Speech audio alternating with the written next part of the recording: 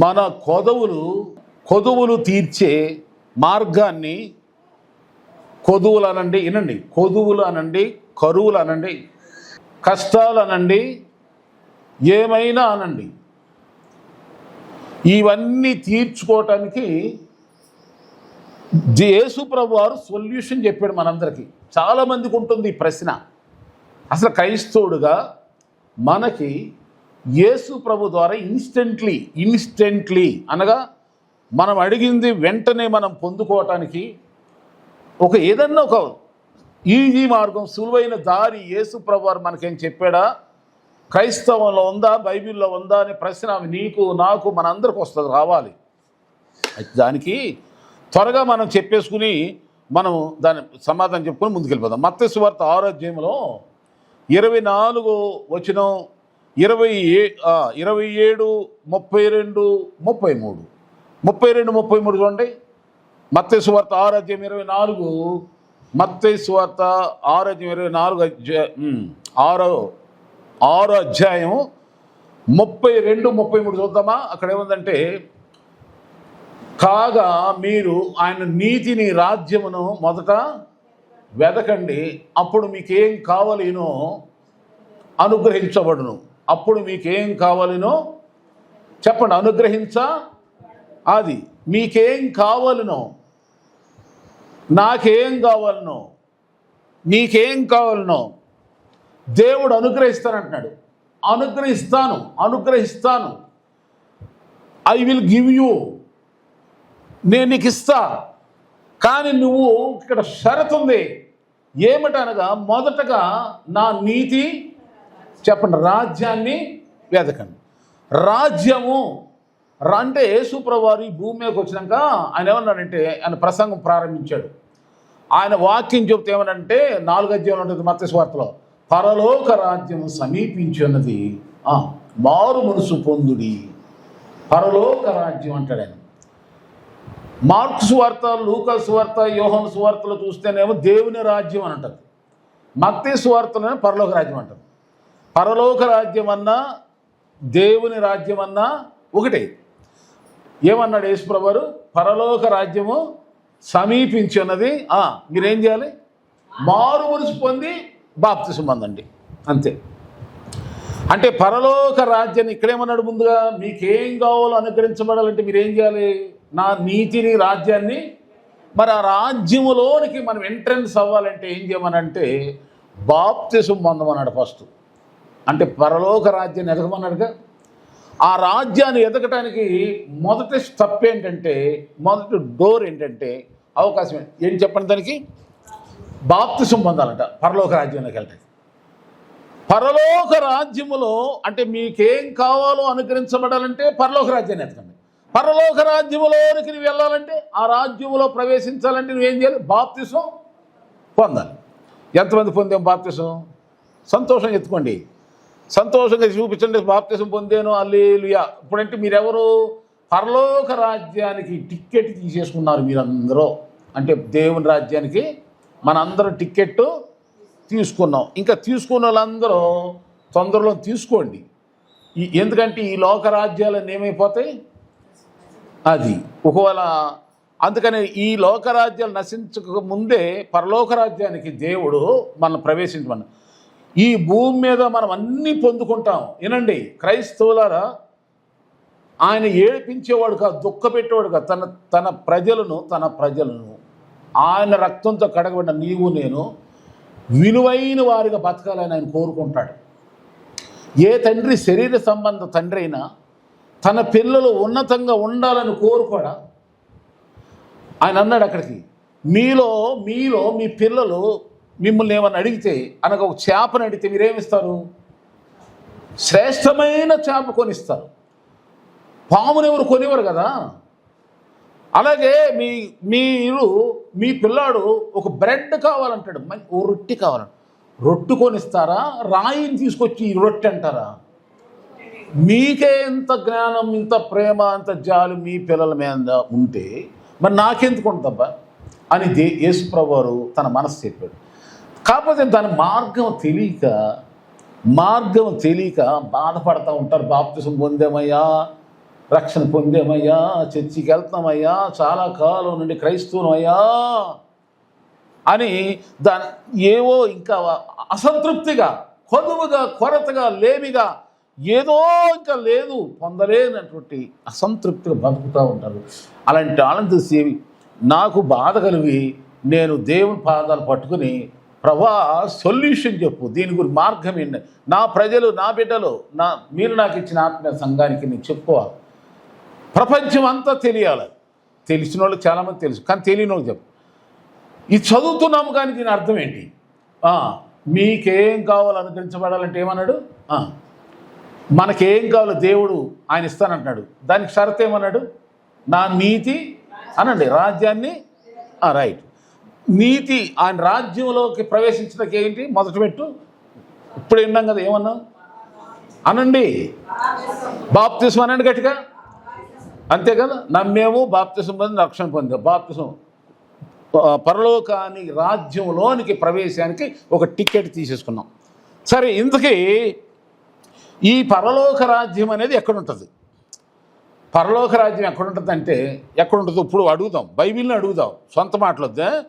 సొంత మాటలు ఏమీ మనకొద్దు. 17 అధ్యాయం లూకాసు వార్త తెరవండి. లూకాసు వార్త 17 అధ్యాయం చక్కగా వినండి, చక్కగా నేర్చుకోండి. అర్థవంతమైనటువంటి భక్తి జీవితంలో ముందుకెళ్దాం. చూడండి, 17 అధ్యాయంలో 20-21 చదవండి. 20-21 అక్కడేముంది చూడండి. 17 అధ్యాయం 20-21 చదువుతున్నారా? ఏదో ఆచామాచా భక్తి చేయమాకండి, దయచేసి వృధా చేసుకోమండి, టైం వృధా చేయమాకండి. లూకాసు వార్త 17 అధ్యాయం 20-21 ఉంది. దేవుని రాజ్యం ఎప్పుడు వచ్చునని పరిసయ్యులు ఆయనను అడిగినప్పుడు ఆయన దేవుని రాజ్యం ప్రత్యక్షంగా రాదు. ఎందుకనగా ఇదిగో ఇక్కడ, అక్కడ, ఇక్కడ, అక్కడ అని చెప్పటానికి వీలు పడదు. కానీ దేవుని రాజ్యం ఎక్కడుందంట? మీ మధ్యే. ముందేమన్నాడు యేసుప్రభువారు? మొదటగా ఉన్నాడంటే పరలోక రాజ్యం సమీపించింది, మీరు మారు మనసు పొంది బాప్తిసం పొందేశాం. ఇప్పుడు పరలోక రాజ్యం ఎక్కడుంది మరి? మన మధ్య అంటే ఎక్కడ? ఇక్కడే ఉందానండి, మన మధ్య ఉంది, ఇక్కడే ఉంది, మన చర్చిలోనే ఉంది.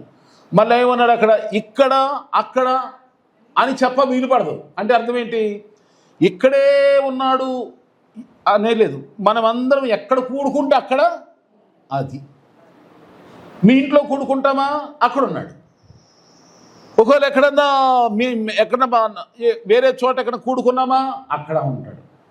అనగా 2-3 ఎక్కడ కూడి ఇందులో వారి మధ్య నేను ఉన్నాను. అంటే ఇప్పుడు మనం ఏం చేయాలి? పరలోక రాజ్యం మన మధ్య ఉండాలంటే మనమందరం ఏం చేయాలి? కూడుకోవాలి, కలుసుకోవాలి, కలిసి పాటలు పాడాలి, కలిసి ప్రార్థన చేయాలి, కలిసి వాక్యం ధ్యానం చేయాలి. ఇది అయ్యా ఎవరింట్లో వాళ్ళు చేసుకుంటున్నామయ్యా, భలే ప్రార్థన చేస్తున్నామయ్యా, అసలు యమా ప్రార్థన చేసేస్తున్నాను ఇంట్లో ఉండానంటారా? అది నీ పర్సనల్, అది ఈ లెక్కలోకి రాదు. పరలోక రాజ్యం, ఆ రాజ్యంలోనికి ఎంట్రన్స్ ఏమో బాప్తిసం అయితే, పరలోక రాజ్యం ఉండేది ఎక్కడంటే మనం కూడుకోవటానికి ప్రయత్నం చేయాలి, మనం కలుసుకోవటానికి ప్రయత్నం చేయాలి, మనందరం ఏకమవటానికి కలిసి చేయాలి. అప్పుడు అందరూ 120 మంది, ఏది అపోస్తలుల కార్యం 1లో ఉంది కదా, 120 మంది ఒక్క చోట కూడినాక పరిశుద్ధాత్మ దేవుడు వచ్చాడా? ఎక్కడో అక్కడుంటే వచ్చిందా పరిశుద్ధాత్మ దేవుడు? ఏమ్మా, అందరూ ఒక్క చోట ఉంటే వచ్చాడు పరిశుద్ధాత్మ దేవుడు. కొర్నేలు ఇంట్లో కూడా అలాగే జరిగింది, అందరూ ఒక్క చోట చేరుకోగానే. అలాగే ఏదైనా ఒక ఇంటికి ఒక అద్భుతం జరగాలనుకో మీ జీవితాల్లో, కలుసుకోవాలి, కూడుకోవాలి. ఒక ఇంట్లో ప్రార్థన జరుగుతుంది రండి అన్నారు అనుకోండి, అందరం వెళ్ళి ఏం చేయాలంటే వాళ్ళు దీవించాలి, అందరు కలిసి పాట పాడాలి, ప్రార్థన చేయాలి, అందరు కలవాలి. అంటే ఎందుకు మనందరం కలవాలంటే దేవుణ్ణి గౌరవిస్తాం. అక్కడ దేవుడు వచ్చి ఏం చేస్తాడు?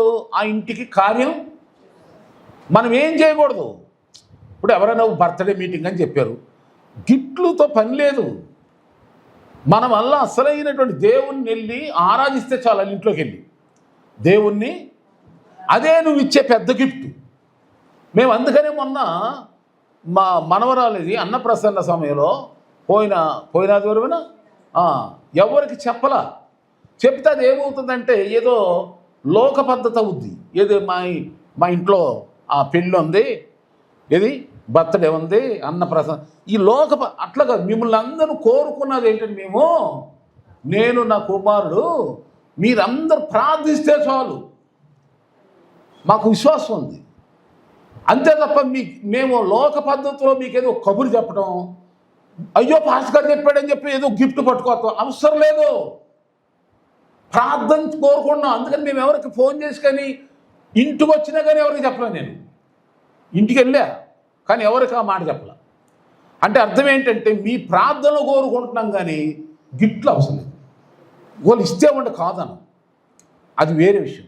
ముఖ్యంగా మేము కోరేది ఏంటంటే, ఎక్కడైనా వినండి, సంఘంలో ఏ సంఘంలోనే, మన సంఘంలో ఏ ఇంట్లో ప్రార్థన జరిగినా సరే బాగా గుర్తుపెట్టుకోండి, మీకు గిఫ్ట్లు అక్కర్లేదు. ప్రార్థన అన్నప్పుడు వచ్చి కూర్చోవాలి అక్కడ.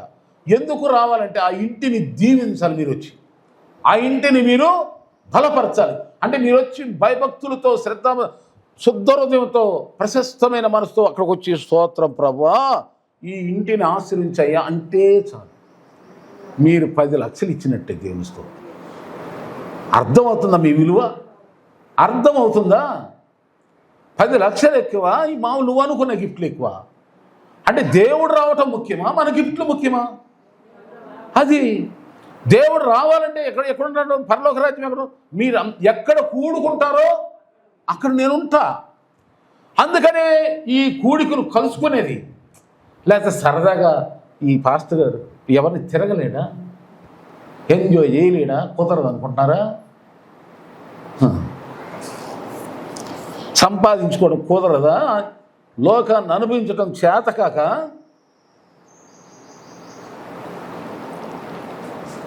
దేవుడు మన రాజ్యం అంటే ఏంటంటే పరలోక రాజ్యం. మనందరం కలుసుకునేది, కూడుకునేది, ఒకరినొకరి కోసం ప్రార్థన చేసుకునేది, కలిసి మనందరం పాటలు పాడి ప్రార్థన చేసి వాక్యం ధ్యానించి ఆయన్ని మహింపరిస్తే చాలు. అందుకని అది ఏదో 24 మన జీవనోపాధి మానుకుని చేయమంటలే యేసయ్య. కొంత టైం కేటాయించాడు, కాలాలు టైం పెట్టాడు. వారంలో ఒక రోజు ప్రతిరోజు ఏమో ఆ సమయంలో, ప్రతిరోజు ఆ సమయంలో మనకు అందుకనే 3 నిర్ణయించాం. 3 టైమ్స్, బుధవారం, శనివారం, ఆదివారం. అంటే దానియేలు 3 సార్లు ప్రార్థన చేస్తే ఆ బబులోను దేశంలో అద్భుతం జరిగింది కదా, ఆయన దేశ ప్రధాని అయ్యాడు కదా. అలాగే మీరు కూడా ఒక గొప్పవాళ్ళు అవ్వాలని ఆ టైంని సెట్ చేశాం. ఆమేన్. అవునా? అర్థం చేసుకోండి. మీరు అన్నీ అడుగుతున్నారు దేవుణ్ణి, నేను అడుగుతున్నా. అయ్యా అవును అడుగుతున్నా, కరెక్టే. కానీ దానికి తగినటువంటి క్వాలిఫికేషన్ నీ దగ్గర లేదు అంటున్నాడు యేసయ్య. నాకు కలెక్టర్ ఉద్యోగం రావాలి, డాక్టర్ ఉద్యోగం కావాలి, సీఎం రావాలి, పిఎం రావాలి, కానీ దానికి తగిన యోగ్యత లేదు కదా, ఎలా ఇస్తారయ్యా నీకు? అందుకని అయ్యా పరలోక రాజ్యము వెతుకు అంటున్నాడు యేసు ప్రభు. ఎదగటం అంటే ఏంటో త్వరగా మీకు ఇంకా కొంచెం అర్థమయ్యేది చెప్తాను. చూడండి, దేవుని రాజ్యం అంటే ఏదో చెప్పానా? పరలోకం అంటే ఎక్కడుంది చెప్పండి? పైన లేదు, మనం ఎక్కడున్నామో అక్కడే ఉంది. ఆమె రైట్. తర్వాత ఈ దేవుని రాజ్యములో మొదటి అర్హత ఏమన్నాము? అమ్మా చక్కగా గుర్తుపెట్టుకోండి దయచేసి, మీకు వందనాలు. పరలోక రాజ్యానికి అర్హత ఏంటి? అందులో ప్రవేశం అనండి, బాప్తిస్మం అనండి. ఎస్. తర్వాత రెండవ యోగ్యత ఏంటో చూడండి, 18వ అధ్యాయం లూకా సువార్తలో 15-17 వచ్చిన చూడండి, అక్కడేముందో చక్కగా ఏనండి.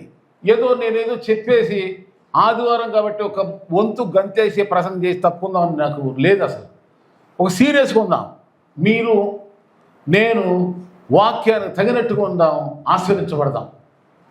ఎవరైనా ఒకటే, దేవుని దగ్గర పక్షపాతం ఉందండి? పాస్టర్లు ఒక రూలు, విశ్వాసులు ఒక రూల్ ఉందా? లేదు. అందరిని ఒకే రకంగా చూసే దేవుడైన.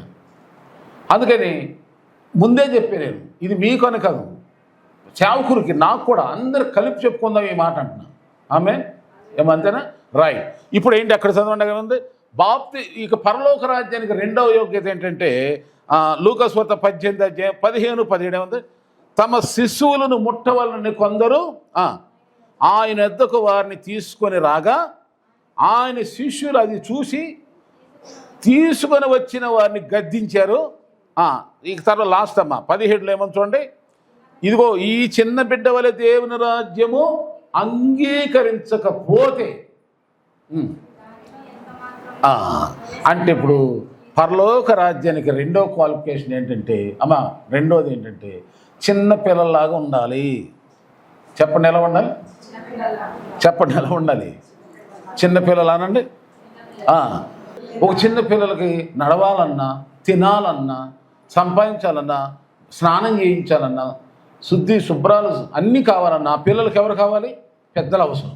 అలాగే మనకెవరు? మన పెద్దలు ఎవరంటే యేసుప్రభువే పెద్దోడు. చెప్పండి స్తోత్రం. అంటే దేవుని మీద ఆధారపడాలి. మనమే చూసుకోకూడదు, మనమే బరువంతా నెత్తినేసుకు కూర్చోకూడదు. అందుకని మీరు చింతించి మీ ఎత్తును కొంచెమన్నా, మీ బరువును కొంచెం తీసుకోగలరా? మీరు చేత కాదు కదా. మీ తల వెంట్రుకలు ఎన్నో ఎప్పుడు లెక్కేసావా? టైం ఉందిగా, ఇప్పుడు లెక్కేసి కూర్చోండి. తల వెంట్రుకలు లెక్కేస్త కూర్చోండి. పోనీ ఇంతవరకు ప్రపంచ చరిత్రలు ఎవరు లెక్కేసుకోలేకపోయారు. ప్రపంచం ఎవరి వల్ల కాల. నువ్వు లెక్కేస్తావా? ఏడు సంవత్సరం మరి నువ్వు లెక్కేసే మగవాళ్ళగా నువ్వు వల్ల కాదు. ప్రయత్నం చేయమాక. దేవుని స్తోత్రం. ఎవరి వల్ల కాదు. తల వెంట్రుకు పోని మీ బాడీలో ఎన్ని నరాలు ఉన్నాయి, చిన్న ఎన్నో, సన్న ఎన్నో, లావు ఎన్నో లెక్కేసారు ఎప్పుడన్నా? డాక్టర్లు లెక్కేసి వాళ్ళకే బీపీ షుగర్లు ఎక్కువైపోయి వాళ్ళకి దొరికినంత లెక్క చెప్పారు. ఇంకా అంతు చిక్కనటువంటి, అందుకని అంతు చిక్కన ఉన్నాయని ఒప్పేసుకున్నారండి. అందుకని బైబిల్లో దావీదు అనే భక్తుడు, నీవు నన్ను కలుగు చేసిన విధం చూడగా ఆశ్చర్యము, భయము కలుగుతుంది అంటాడు. అంటే మందేనా ఈ బాడీ అనిపిస్తుంది ఒక్కోసారి. ఇలాంటి వింతైన శరీరంలో ఉన్నామా మనం? ఓ దేవా స్తోత్రం. అంటే దైవ సృష్టి ఏమండి. కనుక మనము ఇక్కడ ఏం చేయాలంటే మొదటగా పరలోక రాజ్యము వెతుకుదాం. దేవుని రాజ్యం ఎదకాలంటే బాప్తిసం పొందావు, రైట్, వెరీ గుడ్. రెండవది ఏం చేయాలంటే నీవు బాప్తిసం పొందావు కనుక ఏం చేయాలి చెప్పండి? కలుసుకోవాలి. కలుసుకోకుండా నీవు పరలోక రాజ్యాన్ని గౌరవించినట్టు కాదు, దేవుని రాజ్యాన్ని నీవు కోరుకున్నట్టు కాదు. దేవుని రాజ్యం, పరలోక రాజ్యం, ప్రార్థన, వాక్యము, ధ్యానము, స్తోత్రాలు, ఈ ఆరాధన అనేది నువ్వు కోరుకోవాలి. అది చర్చిలో అవ్వచ్చు, ఇంట్లో ప్రార్థన ఎప్పుడని ఒక తహతాలాడాలి. ఇక మూడవ గుణం ఏంటంటే ఒక చిన్న పిల్లల కలిగి ఉండాలి. పసిపిల్లలు ఏ విధంగా పెద్దల మీద ఆధారపడతారో మనము కూడా అలాగే ఆధారపడుతుందాక. ఇక చివరిగా నాలుగోదిగా చూడండి, మనం ఇంకా చెప్పుకుంటూ వెళ్తే చాలా విషయాలు ఉన్నాయి. కానీ మనం మత్తయి సువార్త 5వ అధ్యాయంలో చూసినట్లయితే, మత్తయి సువార్త 5వ అధ్యాయం, మత్తయి సువార్త 5వ అధ్యాయంలో కొద్దామండి. మత్తయి సువార్త 5వ అధ్యాయం, అక్కడ యేసు ప్రభువారు చెప్తున్నారు. 5వ అధ్యాయం 3వ వచనం అండి, త్వరగా మూడో వచనం చూడండి. ఆత్మ విషయమై దీనులైన వారు ధన్యులు, పరలోక రాజ్యము అది. ఎవరు అంటే పరలోక రాజ్యం అంటే ఆత్మ విషయంలో దీనులు అనే చోట ఇంగ్లీష్లో ఏముంటుందంటే పూర్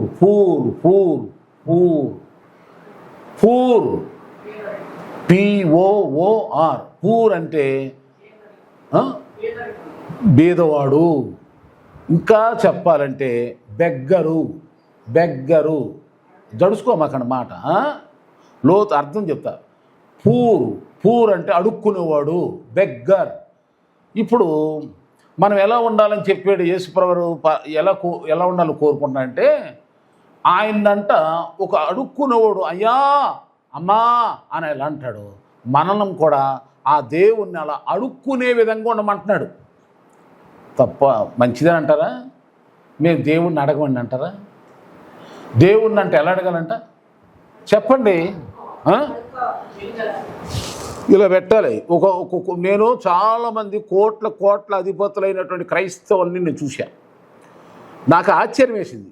వాళ్ళ చుట్టూరు ఆస్తి, పనోళ్ళు ఎంతోమంది ఉన్నారు. కానీ వాళ్ళు ఇదిగో వాళ్ళు ప్రార్థన ఎలా చేస్తారు తెలుసా? మోకాళ్ళు వేసి ఇదిగో ఈ చెయ్యట పెడతారు.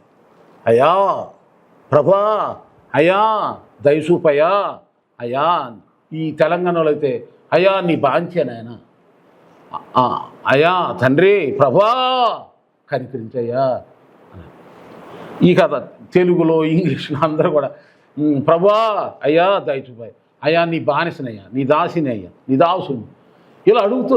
ఏం నాకు ఆశ్చర్యం వేసింది, వీళ్ళకి పొలాలు ఉన్నాయి, స్థలాలు ఉన్నాయి, ఇవన్నీ ఉన్నాయి, ఆస్తులు ఉన్నాయి, పనోళ్ళు ఉన్నాయి, ఏమిటి ఇలా ప్రార్థిస్తారు అని నాకు తెలియక వాళ్ళని అడిగినప్పుడు అలా ఏమన్నాడు, అయ్యా ఇవన్నీ ఎవరిచ్చారు? ఆయన ఇచ్చాడు. ఆయన అనుమతి లేకుండా నేను ఒక మెతుక్కొని తినలేను, నాకు తెలుసు. ఒకవేళ ఇన్నున్నాయి, ఆరోగ్యం ఇవ్వకపోతే నేనేం చేయగలను? అందుకే పరలోక ప్రార్థనలు ఆయన ఏమి నేర్పాడు? పరలోకమందున్న మా తండ్రి, చెప్పండి, నీ నామం పరిశుద్ధపరచబడుగాక, నీ రాజ్యం వచ్చునుగాక, నీ చిత్తం పరలోకమందు నెరవేర్చున్నట్లు భూమి మీద కూడా అది. అంటే నానాటికి అనుదినం ఆహారం నేడు మాకు అన్నాడా, లేదా అనేక సంవత్సరాల వరకు ఆహారం ఇవ్వు అని ప్రార్థన ఇవ్వమన్నాడా? అనుదిన ఆహారం కొరకు ప్రార్థన. మన ప్రార్థన అలాగే ఉండాలి. ఇప్పుడు ఉంటాయి 10 కోట్లు ఉంటాయి, తెల్లారేపాటికి ఉంటావా నువ్వు తింటాకి? బాధపడమాకండి, ఎవరు అపార్థం చేసుకో. మీరు ఉంటారు, నేను వద్దన్నా ఉంటారు, దేవుడు ఉంచుతాడు. కానీ మనలో మన మాట. ఆస్తులు ఉంటాయి, ఎందుకు ఆస్తులు గ్యారెంటీ ఇస్తారు, వస్తువులు గ్యారెంటీలు ఇస్తున్నారు, మనిషికి గ్యారెంటీ ఇచ్చినోడు ఎవడని చెప్పమను.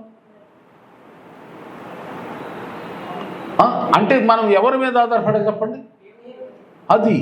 అందుకని ఆత్మ విషయమై చెప్పండి, దీనులైన వారు ధన్యులు. అంటే ఆత్మలో దేవుని దగ్గర బెగ్గింగ్ చేయాలి, అంటే అడగాలి. తప్పేముంది? ఎవరినో అడగట్లేదే మనం. బాగా అర్థం చేసుకోండి, ఈ దేవుని దగ్గర ఇట్లా ఎవరైతే అట్లా బెగ్గింగ్ చేస్తారో వాళ్ళు అనేకులు హక్కులు ఇచ్చేలాగా దేవుడు చేస్తాడు. నేను చూసే చాలామంది ఈ దేవుని దగ్గర ఈ బెగ్గింగ్ చేయటానికి సిగ్గెవరు పడుతున్నారో, చేయటం చేతకట్లేదు, ఈ అందరిని అడుక్కోవడమే సిగ్గు. ఏమనుకోము, అక్కడ ఉన్నది చెప్తున్నా. మరి మీ ఇష్టం, మీరు 4 ఏసై అంటున్నాడు, అందరి ముందు అడుగు, నాకు పేరు వస్తుంది అంటలే ఆయన. 2 గదిలోకి వెళ్ళిపో, గదిలోకి రహస్యంగా చూసాను ఎంత మంచి. కొంతమంది ఏం చేస్తారంటే పెద్ద ఆళ్ళే ఇచ్చి వాళ్ళకి బడాయి పిందల్లాగా ఏం చేస్తారు, అందరూ ఉందా ఏంటి డబ్బులు అడిగావుగా వచ్చి తీసుకెళ్ళు, లేక ఇంట్లో పెట్టాను అది మా ఆవిడ లేదు. ఎచ్చులు బెట్లు కొడతారు మనుషులు. కానీ యేసు రహస్యంగా అడుగు నన్ను తండ్రి, నువ్వు ఆయన రాజ్యంలో ఉంటమే ఆయనకు కావాలి. ఈ భూలోకములో ఉన్న సమస్తమాన్ని నీ కాళ్ళ తీసుకొచ్చి పడేస్తాడు యేసయ్య. అందరూ స్తోత్రం చెప్పరే. నేను ఇంకెక్కువ చెప్పిన మీరు గుర్తుంచుకోలేరు కనుక నేను ముగిస్తున్నాను. ఎక్కువ చెప్పిన మీరు ఈ మాట గుర్తుంచుకోలేరు, చాలా విలువైంది. చెప్పండి, ముందుగా ఏమనుకున్నావు? మన మత్తయి సువార్తలో 6:30 ఉంది, మీకేం కావాలో నాకు తెలుసు, కానీ మీరేం చేయాలి అడగా, మీరు నా రాజ్యాన్ని ఎదగమంటాడు. ఇప్పుడు మీకు చెప్పండి ఏం కావాలో, ఏదైనా వస్తువు చెప్పండి, ఎవరన్నా మీకేం కావాలో అడగండి, నేను అడిగి చెప్పండి. ఇల్లు కావాలన్నావు కదా, అయ్యా స్తోత్రం తండ్రి, ఇల్లు ఇవ్వయ్యా అయ్యా అనమంటలు అక్కడ నిన్ను, అయ్యా ఇల్లు ఇవ్వయ్యా అని అడగమంటలేదు నిన్ను. అక్కడ ఏం అడగమంటున్నాడు నిన్ను? మొదటగా బాప్తిసం ముందు, పరలోక రాజ్యము అంటే మందిరంలో ఆరాధన చెయ్యి, అంతే కదా. దేవుని రాజ్యంలో నివాసం ఉండు, ఆరాధన చెయ్యి. ఆరాధన చేసిన తర్వాత నన్ను బెగ్గింగ్ చెయ్యి. ఆ ప్రార్థనకు వచ్చి ఏం చేయాలి? నన్ను అడుగు అడుగు అడుగు, అప్పుడు నీకు ఏం కావాలో నేను ఇస్తా. అంటే మనమేమో ఆయన రాజ్యాన్ని నీతిని అంటే ప్రార్థనలు ఎదుర్కోవాలి, దేవుని సన్నిధిలో గడుపుకోవాలి. మనం దేవుని స్తుతించుకుంటూ దేవునిలో ఇలా నేనమైపోతే మన అక్కర్లేంటో అప్పుడు ఆయన చూసుకుంటాడంట. ఆమె దేవునికి మహిమ కలుగాక. అర్థమైతే ఒకసారి లేలి అనండి. నేను అడుగుతా మళ్ళా, అర్థమైందని లేలి అన్నారు కాబట్టి అడుగుతాను మళ్ళీ. ఇప్పుడు చెప్పండి, పరలోక రాజ్యం, దేవుని రాజ్యం ఎక్కడుందంటారు? మనందరం ఎక్కడ కలుసుకుని ప్రార్థనలకు ఉంటామో అక్కడే అని ఉంటాడు. ఎస్, పరలోక రాజ్యానికి ఎంట్రన్స్ ఏంటి చెప్పండి? బాప్తిసం. ఓకే, పరలోక రాజ్యములో నువ్వు అడిగింది పొందాలంటే నువ్వు ఎలా అడగాలి? దేవుణ్ణి సిగ్గుపడతా అడగాలి, సిగ్గుపడకూడదు. నాకు న్యాయం తీర్చి ప్రభా సహాయం చేయి. దేవుని దగ్గర సిగ్గుపడమగలడు. దేవుని దగ్గర కన్నీరు కార్చడానికి కానీ, ఎప్పుడంటే అప్పుడు వచ్చి ప్రార్థన చేసుకోవటం కానీ సిగ్గుపడమాకండి. దేవుని సన్నిధిలోకి వచ్చి ప్రార్థన అని అంటే అయ్యగారు ఎప్పుడు టైం ఇస్తాడని ఉరకాలి. చాలా చోట్ల ప్రార్థన చేసుకునే టైం దొరక ప్రార్థన టైం ఇవ్వట్లేదు మా పాస్ గారు ఎప్పుడైనా కంప్లైంట్లు వస్తున్నాయి నాకు. ఆ కంప్లైంట్ నాకు చెప్తున్నారు వచ్చి. ఎందుకంటే నేను ఈ పాస్టర్ ఫెలోషిప్ ప్రెసిడెంట్ కదా, కనుక మనకు చక్కని అవకాశం ప్రార్థన చేయొచ్చు, దేవుని మహిమపడుతుంది. ఎవరి బైబిల్ ఏముందంటే త్వరగా చెప్పేస్తాను. నన్ను గణపరచు వారిని నేను గణపరుస్తాను, నన్ను వెదుకు వారికి నేను దొరుకుతాను, నన్ను ప్రేమించు వారిని ఆస్తికి కర్తలుగా. చెప్పండి, నన్ను ప్రేమించు వారిని నువ్వు అడగొద్దు. ఒక చుట్టం మీ ఇంటికి వస్తే చుట్టం వచ్చి అమ్మా నాకు ఆకలి ఎత్తుంది, తొందరగా అన్నం పెట్టవా, చికెన్ కూర పెట్టు, నాకు ఇష్టం అని అడుగుతాడు ఆ చుట్టం. చుట్టం అడక్కముందే మనం ఏం చేస్తాం చెప్పండి? అప్పైన నిప్పు లాంటి ఆత్మ విషయమై దీనులైన వారు. చెప్పండి, దీనులైన వారు అంటే ఆత్మీయంగా సంఘంలో ఎలా ఉండాలమ్మా? దీనులుగా ఉండాలి. దీనులు సహకరించక పైన కూర్చున్నారనుకో చైర్ మీద, ఇదివరకు ఎలా కూర్చున్న వాళ్ళం అందరం కిందే కూర్చున్నాడు. హల్లెలూయా, దేవుని స్తోత్రం. అంటే దీనత్వం, తగ్గింపు. దేవుని మందిరం ఒకవేళ కూర్చుంటే పైన కూర్చుంటే కాదంటలేదు. ఇప్పుడు వాళ్ళు కింద కూర్చున్నారు, దీనత్వానికి అంటే వాళ్ళకు బాడీ సహకరిస్తుందని కూర్చున్నారు. దేవుని స్తోత్రం. అలా సహకరించగలిగిన వాళ్ళందరూ కింద కూర్చుండి. నేను కూడా ప్రయత్నం చేస్తాను, ఎందుకంటే పైన కూర్చుని నాకు చెడ్డ అలవాటు ఏమనుకుంటున్నా. నాకు ఒకసారి నేను బాధపడతా, ఒక్కోసారి నాకు నేను ఎందుకు చేసుకున్నాను ఈ పాడ అలవాటు. ఇదివరకు అయితే కాళ్ళు మెలుకులు పెట్టేసేసి కూర్చుని ఎట్టయినా పట్టు ఎలా అప్పుడే బాగుండేది. ఈ హై పైన కూర్చునే అలవాటు ఎందుకు చేసుకున్నా, బాధపడుతున్నా. నేను అందరూ చెప్తున్నా ఈ మాట. కింద నేల, మదర్ తెరీసా అంట చనిపోయే వరకు కూడా ఆమె నేల పడక పడుకుందంట. మదర్ తెరీసా కోటి ప్రపంచానికి ఆమె ఒక తల్లి, చనిపోయే వరకు కూడా. కనుక ఇలాంటి పెద్ద పెద్దోళ్ళు ఇంకా చాలామంది చెప్తే టైం అయిపోతుంది. కానీ ఎంత దీనత్వంగా ఉంటే అమ్మా, ఎంత తగ్గించుకుంటే, ఎంత అది కూడా దేవుని సన్నిధిలో ఎంతగా పరిచర్యలో కానీ ఎక్కడైనా సరే ఎంతగా తగ్గిను అంతగా దేవుడు చూస్తాడు, పైకి లేవనెత్తుతాడు. దేవుని స్తోత్రం. ఆమేన్, హల్లెలూయా. ఒక కొన్ని సమయాల్లో మనం దారిలో వెళ్తూ ఉంటే అడుక్కుని కూడా ఉంటాం. అడగలేదు, అడగకపోయినా దారిలో అట్లా కూర్చుని ఉన్న పాపం ఏం చేస్తాం? ఇది పాపం అడుక్కునే వాళ్ళు ఆ దీనత్వాన్ని చూసి, ఆ చిరిగిపోయిన వస్త్రాలు చూసి, ఆ బేదత్వం చూసి మనం ఏం చేస్తాం చెప్పి అడగపోనేసి వేయాలనిపిస్తుంది. అలాగే కొన్ని సమయం మనం ప్రార్థన చేసే శక్తి ఓపిక లేకపోతే దేవుని సన్నిధిలో ఒక దీనురాలుగా, దీనత్వంలో దీనుడుగా మనం ఇలా తగ్గి కూర్చున్నా ఆయన మనం చూసి జారి పడతాడు. దేవుని స్తోత్రం. అంటే దేవుని మందిరంలో ఎలా ఉండాలి దేవుని సన్నిధులు అంటే, బెగ్గింగ్ చేసి అడుక్కు తినేటువంటి వాడు ఎలా ఉంటాడో అలా ఉండాలి. అది దేవుని రాజ్యం. అర్థమైందండి? దేవుని రాజ్యం, దేవుని స్తోత్రం. కనుక ఇప్పుడు అంటాడు, మీకేం కావాలో నన్ను తెలుసు, కానీ మీరేం చేయాలి? పరలోక రాజ్యాన్ని, నా నీతిని రాజ్యాన్ని అంటే బాప్తిసం పొందావు కదా, ఇప్పుడు ఏం చేయాలి? నువ్వు కూడుకో, మీటింగ్స్ ప్రార్థనలో ఉండు, ఒక చిన్న బిడ్డలాగా ఉండు, చిన్న పిల్లలాగా ఉండు. అంటే నా మీదే ఆధారపడు. ఇంటి గురించైనా, ఉద్యోగం గురించైనా, దేని గురించైనా, కుటుంబం ఏ పరిస్థితి నా మీద ఆధారపడు. నీకున్న బలాన్ని పెట్టో మనుషుల మీద వాటి మీద వీటి మీద పెట్టి ఆధారపడ్డావో అంటే నన్ను పక్కన నెట్టేసినట్టే నువ్వు. నా మీద ఆధారపడు. ఏంటంతేనా? నేను చెప్పేవన్నీ బైబిల్ ప్రకారం చెప్తున్నా సుమా. నా సొంత మాటలు ఏం లేవు. ఎంతో ప్రార్థన చేసుకుని మీకు ఒక అర్థవంతమైన సందేశం ఇవ్వాలని దేవుని పెనుగులాడి తీసుకున్న ఈ సందేశాన్ని మీరు వినండి. తర్వాత ఎట్లా ఉండాలండి? ఎప్పుడు కూడా ప్రభువుని అడుగుతూనే ఉండాలి. మన చుట్టూరు ఎంత ఆస్తున్నా మనం దేవుణ్ణి బెగ్గింగ్ చేస్తూనే ఉండాలి. బెగ్గింగ్ చేస్తూ ఆయన మీద ఆధారపడాలి. పిల్లల్లాగా ఉండాలి, ఆధారపడి. ఇక్కడేమో ఆయననే అడిగే విధంగా ఉండాలి. ఆయననే అడిగేలాగా. అంతే తప్ప నాకు అన్నీ ఉన్నాయి, ఎవరిని అడగలే, నా ఇష్టం, నా బతుకు అని అనమాకండి. ఆయన సెలవు లేకుండా లోకములో ఏ మనిషి కూడా ఒక మెతుకు కూడా తినలేడు. ఒక రోజు, గంట, క్షణం కూడా బతకలేడు. అందుకని మీరందరూ, నేనందరూ మనం పరలోక రాజ్యాన్ని మనం వెతికినప్పుడు మీకేం కావాలో, నీకేం కావాలో.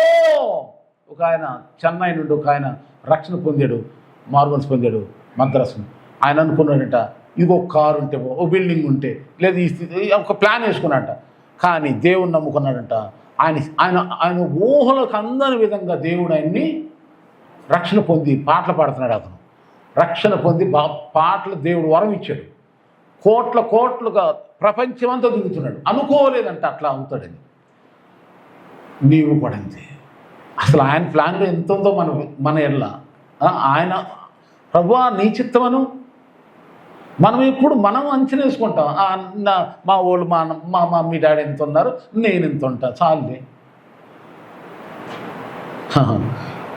ఆయన కార్యములు కంటికి కనబడవు, చెవికి కనపడవు, హృదయానికి గోచరము కావు. ఆయన దాచించిన మేలు ఎన్నో గొప్పవి కనుక ఆ గొప్ప మేలు పొందుకోవటానికి ఎప్పుడు కూడా నిరుత్సాహపడమాక, నిరాశపడమాక, నీ శక్తిని చూసి కుంగిపోమాక, నీ బలహీనత చూసి, నీ ఒంటరితనం చూసి, నీ కన్నీటిని చూసి, నీ యొక్క పరిస్థితులను బట్టి నిరుత్సాహపడమాక.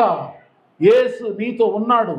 ఆయన నీకు కనబడకుండానే, నీ బాహ్య నేత్రాలు కనబడకుండానే నీ అవసరాలు తీర్చడానికి నీ తలుపు దగ్గరే ఉండి కొడుతున్నాడు. నువ్వు ఆయన చూసుకోవట్లా అంటే ఆయన మీద నువ్వు ఆధారపడట్లా, ఆయన నువ్వు అడగట్లేదు, ఆయన చెంతకు నువ్వు రావట్లేదు, అసలు నీవెవరో తెలుసుకోవట్లేదు. నేను ఈ లోక సంబంధిని కాదు, లోకములో ఉన్న మనుషుల వలె నేను ఉండకూడదు, లోకములో ఉన్న అవిశ్వాసుల వల్ల, అల్పవిశ్వాసుల వలె, అన్యజనుల వల్ల నేను ఉండకూడదు. నేను ఒక ప్రత్యేకించబడిన బిడ్డని, నేను యేసు క్రీస్తు ప్రభువు చెందిన బిడ్డని, నేను రక్షణ పొందిన బిడ్డని, నేను సపరేటు, నేను ప్రత్యేకమైన వాడిని. అసలు నీ విలువను గుర్తించుకుని నీవెవరినైతే నమ్ముకున్నావు ఆ ప్రభు నిన్ను దీవించడానికి రేయింబవలు ఎదురు చూస్తున్నాడమ్మా. మీ అందరికి ఒక ప్రార్థన చేస్తున్న దేవుడు చూపిస్తున్నాడు. మీ గుమ్మాల దగ్గర, యేసు దగ్గర నుంచుని చూస్తున్నాడు. తడతా నేను దీవిస్తా చూస్తున్నాడు. నేను చూసి చెప్తున్నాను, దర్శనంలో మిమ్మల్ని ఆశ్రయించి సిద్ధంగా ఉన్నాడు. మీరు రక్షణ పొందారు కనుక, బాప్తిసం పొందారు కనుక, అయితే మీరు చేయాల్సింది ఏంటంటే ఆయన రాజ్యం ఎక్కడుందో ఆ రాజ్యాన్ని మీరు బలపరచట్లేదు. పరలోక రాజ్యాన్ని బలపరచండి, దేవుని రాజ్యాన్ని బలపరచండి, దేవుని సన్నిధిలో కడవండి. అందరం కలిసి కూడుకుని గొప్ప చేస్తే ఆయన మహింపరచబడతాడు. ఆయన ఆశీర్వాదాలు మనవాడు వద్దన్నా దయచేస్తాడు. ఎవరి మీద ఆధారపడమాక, ఎటువైపు చూడమాక, నీకున్న ఉద్యోగ స్థితిని గట్టిపెట్టి ఆధారపడమాక, దేవుని మీద ఆధారపడు. పిల్లలు ఎలా ఆధారపడతారో తల్లిదండ్రుల పైన, మనకు కూడా ఒక తండ్రి ఉన్నాడు. నాకెవరు లేరు, ఎవరు అవసరం లేదు అసలు, వాళ్ళకి దేవుడు కావాలి. ఎవరికైనా దేవుడు కావాల్సింది, ఎవరికైనా. పద్మశ్రీ అవార్డులు పొందినటువంటి వాళ్ళు ఎంతోమంది చెప్తారు, నాదేమి లేదు దేవుడే అంటారు. ఎవరైనా దేవుడే. మనకి ఇంకా దేవుడు నేను ప్రార్థన చేసి చెప్తున్నాను. ఏదో మీరు అలా చెప్తే మీరు నాకు ఏదో పెడతారో ఇస్తారని చెప్పి నేను కనిపెట్టి దేవుడిని అడిగి ఏంటి ప్రభావం కానీ మీరు గుర్తించండి, ఆయన రాజ్యాన్ని వెతుకుదాం, పట్టుదలతోందని సీరియస్గా ఉండండి, ఆశీర్వించబడతారు. దేవుని మీద చిన్నపిల్లగా ఆధారపడండి.